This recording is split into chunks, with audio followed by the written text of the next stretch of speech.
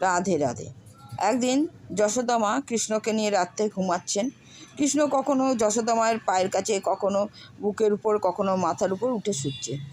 তখন যশোদা মা বলছেন, লালা ঠিক করে শও, এভাবে শুতে আছে, যেখানে সেখানে শুতে নেই। তখন লালা বলল, আমার ঘুম পাচ্ছে না মা। যশোদা মা বললেন, তবে একটা গল্প বলি, শোনো, তাহলে তোমার ঘুম এসে যাবে। লালা বলল, ঠিক আছে। তখন লালার বয়স 1 বছর। যশোদা মা গল্প বলছেন, অযোধ্যার রাজপুত্রর নাম ছিল রাম। তখন লালা বলছে, তার পিতার নাম দশরথ। লালা বলছে, তার স্ত্রী সীতা। লালা বলছে, তার ভাই ছিল লক্ষণ।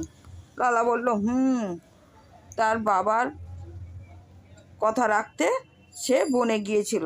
লালা বলল, সেই বনে একদিন লঙ্কা অধিপতি রাক্ষসরাজ রাবণ এলো। লালা বলল, তারপরে রাবণ সীতাকে হরণ করলো। এটা বলার পর যশোদা মাইয়া দেখলো লালা কোনো দিচ্ছে না। তখন যশোদা মাইয়া ভাবলো লালা হয়তো ঘুমিয়ে পড়েছে, কিন্তু তিনি দেখলেন লালা বিছানায় দাঁড়িয়ে হুঙ্কার দিচ্ছে, লক্ষণ, শিগগিরই তীরটা নিয়ে এসো।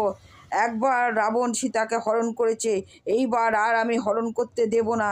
যশোদা মাইয়া ভয় পেয়ে বলল, লালা, তুমি আমার কানাই, তুমি রাম না। কিন্তু লালা হুঙ্কার ছাড়তেই থাকে, ভাই তীরটা নিয়ে এসো। যশোদা মাইয়া তখন ভয়ে বলল, রামায়ণ গল্প শেষ হয়ে গেছে। তখন লালা শান্ত হয়ে যশোদা মায়ের কোলে এসে বসলো।